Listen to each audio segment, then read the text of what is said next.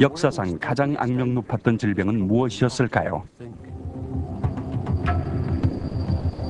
1918년에 대유행했던 독감에 관한 기록을 읽고 있자면 마치 한 편의 추리소설을 보는 것 같습니다. It can be hidden somewhere and you don't know it's there. 스페인의 숙녀라고 알려진 이 살인적인 독감의 희생자들은 대부분 건장하고 튼튼한 사람들이었습니다. 유일한 단서였던 그들의 사체는 모두 땅에 파묻어 버렸습니다. What caused it to take on that killer potential? 하지만 그로부터 80여 년에 걸쳐 이루어낸 분자생물학의 놀라운 발달로 과학자들은 이 의문의 살인 바이러스에 대한 실마리를 잡아가고 있습니다. To solve this riddle of the dead.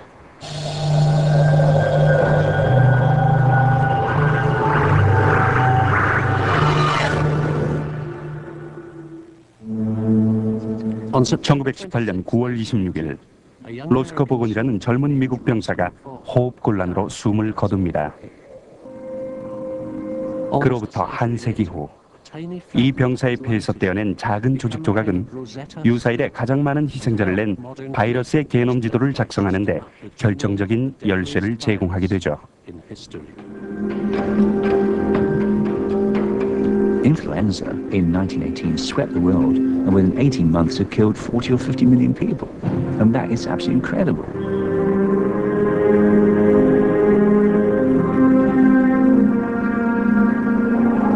In Breivik, call it my village, there 90% of the population died in 5 days. 5 days. Unbelievable.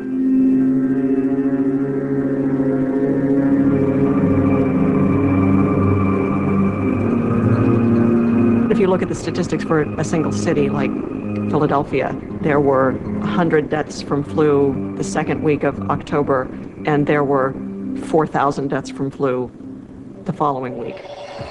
일부 과학자들은 언제 다시 이런 독감이 유행할지 모르는 일이라고 말합니다.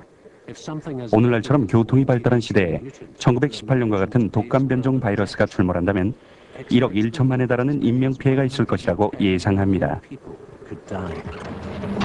Yes, we do think there's going to be another one, and sooner rather than later, and that's why we have to be prepared. There certainly will be another influenza pandemic, absolutely certain. They're overdue.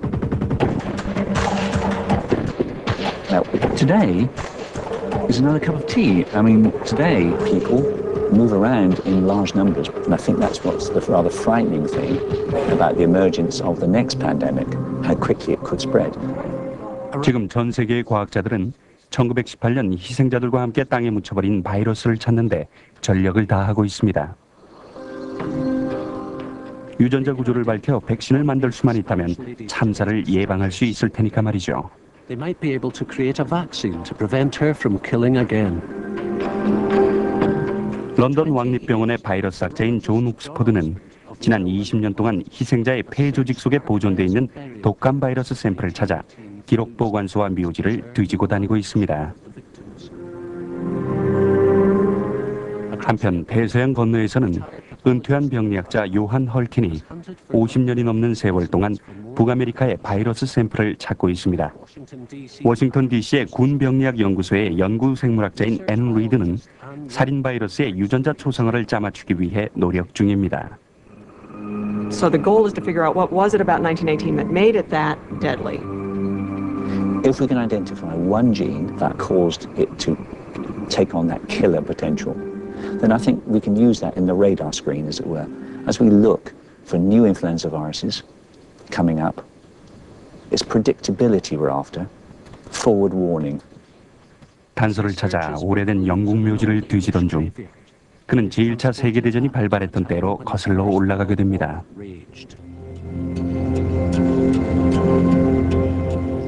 1918년 봄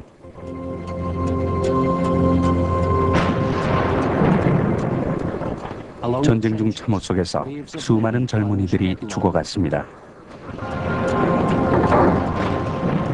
하지만 훨씬 더 치명적이고 눈에 보이지 않는 적이 이들 사이에 잠복해 있다는 사실은 아무도 알지 못했죠. 4년의 전쟁 기간 동안 사망한 사람은 거의 1천만 명에 이르렀습니다. 독감의 희생자는 그 4배나 됐죠.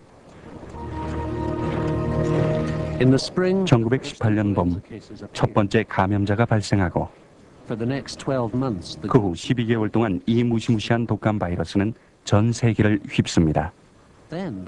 그리고는 그 다음 해 처음 나타날 때처럼 갑자기 자취를 감춰버렸죠.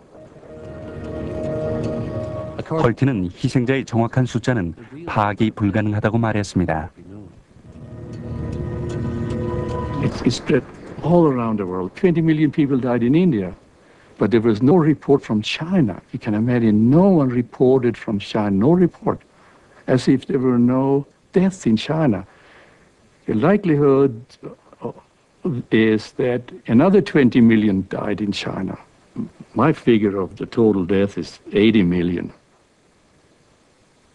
전쟁 중이라 유럽 대부분의 나라들도 초기에는 독감에 관한 보고가 잘 이루어지지 않았습니다. 스페인만이 이 질병에 주목했고 스페인의 숙녀라는 독감의 이름도 여기서 유래한 것이죠.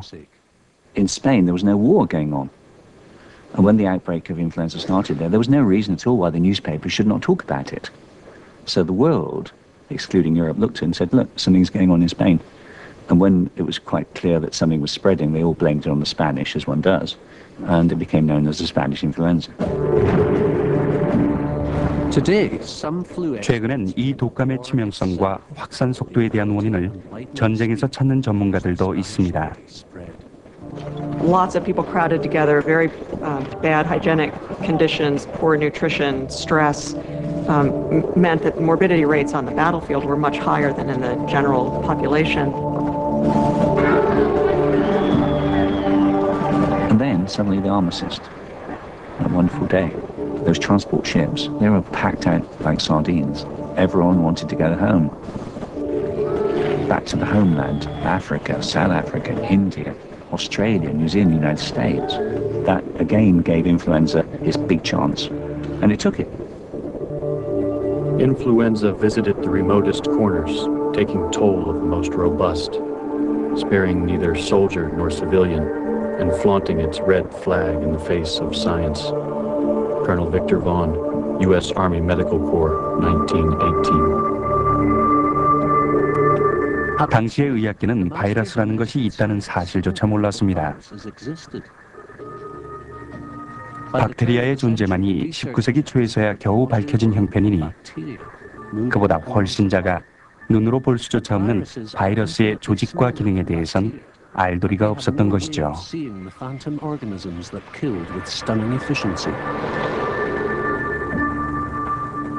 바이러스의 존재는 1930년대에 전자현미경이 만들어지고 나서야 알려집니다.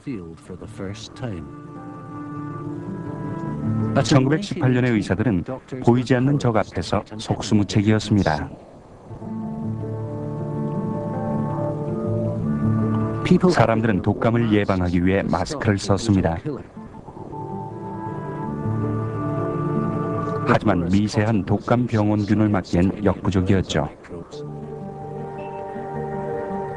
수많은 사람들, 특히 젊고 건강했던 청년층이 목숨을 잃어갔습니다. 과학자들이 이 희생자들의 시신을 파내어 독감 바이러스의 비밀을 파헤쳐내기까지는 거의 100년이라는 세월이 필요했습니다.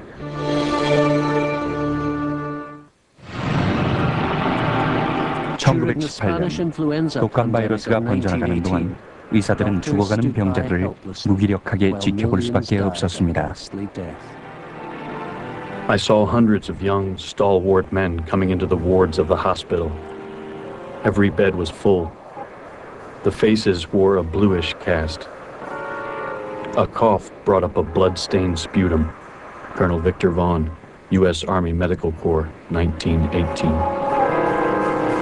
검시 결과는 놀랍고 끔찍했습니다. 사망자들의 폐는 푸른 빛이었고 액체로 가득 차 있었죠. 아무도 원인을 추측해내지 못했습니다. 당시의 의사들은 모든 걸 기록으로 남길 수밖에 없었습니다. 후일에 앤 리드 같은 누군가가 이 살인 바이러스의 진상을 밝혀주길 바라면서 말이죠.